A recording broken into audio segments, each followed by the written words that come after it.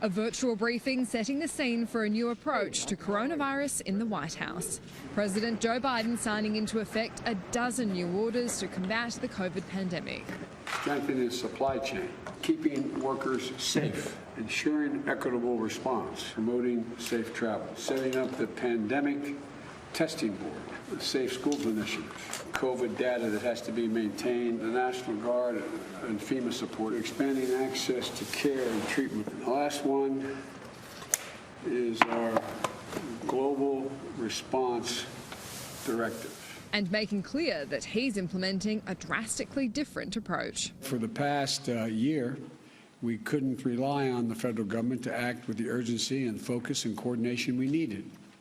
And we have seen the tragic cost of that failure. The orders direct for masks to be required on planes, trains, ships and intercity buses. They'll ramp up vaccine supplies. There'll be new vaccine centres funded by the federal government, a new national pandemic testing board to improve the US coronavirus testing capacity, and a COVID data dashboard to track their progress. Despite a brief moment struggling to clear his throat. It was an unprecedented situation.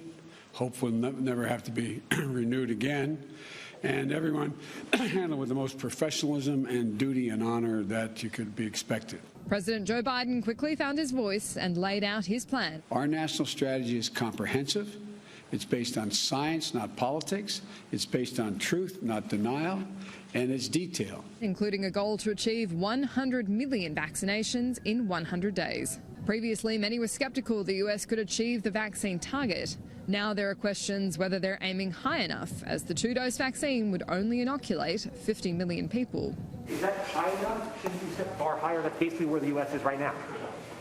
When I announced it, you all said it's not possible. Come on, give me a break, man. Describing the executive orders as containing wartime measures is quite deliberate language from Joe Biden. Now that the death toll in the United States has surpassed 408,000 people, as the president has made mention multiple times, that's more than the number of Americans who died in World War II.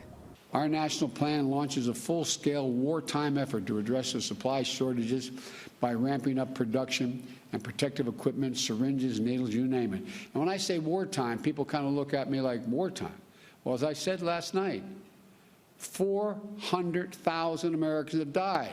And he's got the enthusiastic backing of US Chief Medical Advisor Dr. Anthony Fauci. There were things that were said, be it regarding things like hydroxychloroquine and other things like that, that really was uncomfortable because they were not based on scientific fact. The idea that you can get up here and talk about what you know, what the evidence, what the science is, and no, that's it. Let the science speak.